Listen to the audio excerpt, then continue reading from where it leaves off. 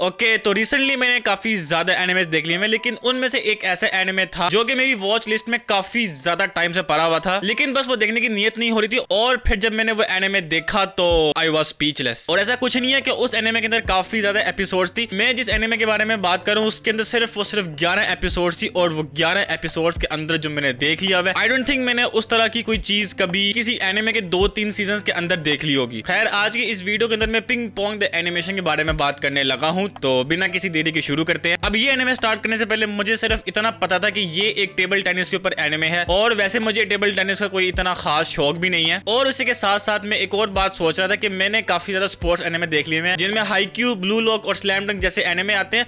तो मैं सोचा था कि यार इन 11 एपिसोड के अंदर भी वही सब कुछ रिपीट होगा, लेकिन ऐसा बिल्कुल भी नहीं है। आई मीन, अगर मैं इस एनिमे के बारे में बताऊं तो ये एनिमे टेबल टेनिस के ऊपर नहीं है, ये एनिमे उन लोगों के ऊपर है जो कि टेबल टेनिस खेलते हैं। अब इस एनिमे के अंदर इन्होंने हमें दिखाया हुआ है कि वो लोग जो कि टेबल टेनिस खेलते हैं, टेबल टेनिस ने उनकी जिंदगियों में किस तरह असर किया है। डिस्पाइट द फैक्ट कि आपको इसकी हर एपिसोड्स के अंदर मैचेस देखने को मिलेंगे, और वो मैचेस इस एनिमे के प्लॉट पे काफी ज्यादा असर करेंगे। इस एनिमे की जो मेन हाईलाइटिंग फीचर है वो इसके अंदर के दिखाए गए इमोशंस है, जिनमें anxiety, depression, existential crisis, inferiority complex, ये कुछ ऐसे इमोशंस है जिनको लेकर ये एनिमे काफी ज्यादा इन डेप्थ हो जाता है। अब ऐसे अगर मैं तुम लोगों को इस एनिमे के बारे में थोड़ा बहुत बताऊं तो इस एनिमे के अंदर हमें कोई एक स्पेसिफिक मेन प्रोटैगनिस्ट और एंटैगनिस्ट देखने को नहीं मिलता। इसके अंदर जो भी कैरेक्टर्स है वो सारे के सारे अपने अंदर ही प्रोटैगनिस्ट है, और इस एनिमे के अंदर जिस कैरेक्टर के पास ज्यादा स्क्रीन टाइम है जरूरी नहीं है कि वही कैरेक्टर स्टोरी पे इंपैक्ट करे। इनफैक्ट इस एनिमे के अंदर एक ऐसा कैरेक्टर है जिसका स्क्रीन टाइम इस पूरे के पूरे एनिमे के अंदर सिर्फ 2 या 3 दफा ही आया होगा, लेकिन मैं उस कैरेक्टर के ऊपर अच्छी खासी 10-15 मिनट की वीडियो बना सकता हूँ। लेकिन फिर भी उन कैरेक्टर्स में से जिनका स्क्रीन टाइम बाकियों से ज्यादा है उनके बारे में मैं थोड़ी बहुत बात करना चाहता हूँ, जिनमें से एक हमारे कैरेक्टर का नाम होशिनो एके पैको होता है, और दूसरे हमारे कैरेक्टर का नाम सुकीमोतो एके स्माइल होता है। अब ये स्माइल नाम इसके कैरेक्टर में काफी ज्यादा अच्छी तरह बैठता है, क्योंकि ये कैरेक्टर कभी भी स्माइल नहीं करता।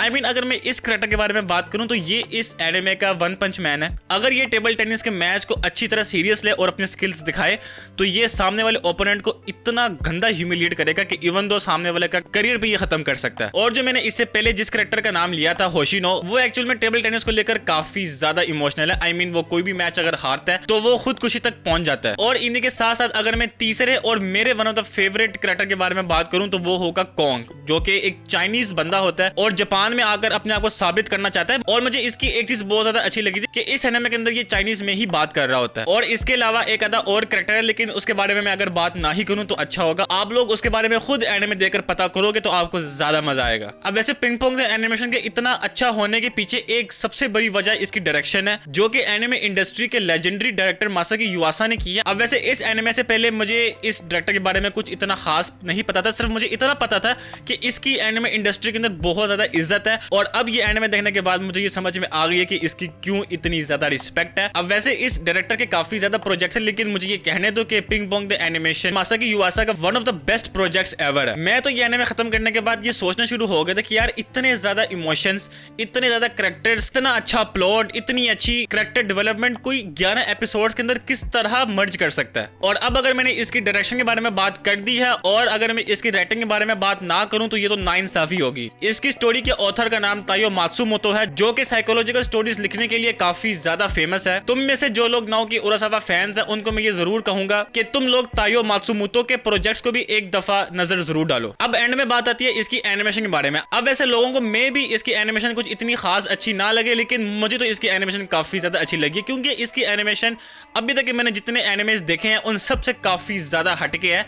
और वैसे अगर मैं तुम लोगों को सच बात बताऊं तो 2-3 एपिसोड देखने के बाद तो मेरा इसकी एनिमेशन के ऊपर से ध्यान पूरा का पूरा हट चुका था, क्योंकि इसकी स्टोरी इतनी ज्यादा कमाल की है। अब एंड में मैं तुम लोगों को यही कहना चाहूंगा कि अगर तुम लोग पिंग पोंग द एनिमेशन को लेकर अभी भी यही सोच रहे हो कि ये एनिमे भी बाकी टिपिकल स्पोर्ट्स एनिमे की तरह है, तो तुम लोग बहुत बड़ी भूल में हो। मतलब अगर तुम लोग मुझसे पूछोगे तो मैं तो इसको स्पोर्ट्स एनिमे भी नहीं कहूंगा, मैं इसको एक साइकोलॉजिकल एनिमे कहूंगा। और ये एनिमे देखने के बाद मुझे काफी ज्यादा चीजों का सबक मिला कि तुम लोगों को अपनी जिंदगी में कभी भी रुकना करना नहीं चाहिए। अगर तुम अपनी जिंदगी में रुके हुए हो और कोई हाथ पांव नहीं मार रहे तो फिर इस चीज से कोई फर्क नहीं पड़ता कि तुम एक छोटे और टूटे फूटे घर पे रहते हो या फिर एक आलीशान घर पे रह रहे हो। इस एनिमे ने मुझे ये सबक दिया है कि तुम लोगों को अपनी जिंदगी में आगे बढ़ते रहना चाहिए और मेहनत करती रहनी चाहिए, चाहे तुम्हारी वो मेहनत छोटी बड़ी क्यों ना हो, लेकिन वो चुपचाप बैठे रहने से बहुत ज्यादा बेहतर है। और जिंदगी से कभी कुछ एक्सपेक्ट ना करना। जिंदगी तुम्हें जो छोटी मोटी खुशियां देती है, अगर तुम उस मोमेंट को एंजॉय नहीं कर रहे तो तुमसे बड़ा बेवकूफ कोई भी नहीं होगा। और अगर तुम देख रहे हो कि तुम अपने दोस्तों से काफी ज्यादा पीछे रह गए हो तो फिर तुम लोगों को एक ऐसा बंदा ढूंढना चाहिए जो कि तुम्हें जिंदगी में मोटिवेट करे, तुम्हें मेहनत करने में उकसाए। और अगर तुम लोगों को ऐसा लगता है कि जिंदगी अपने आप ठीक हो जाएगी तो तुम बहुत बड़े बेवकूफ हो। इसी के साथ मैं आज की वीडियो को इधर ही खत्म करता हूँ। आई होप आपको आज की वीडियो पसंद आई होगी। आइए तो हमारे इस चैनल को सब्सक्राइब कर दें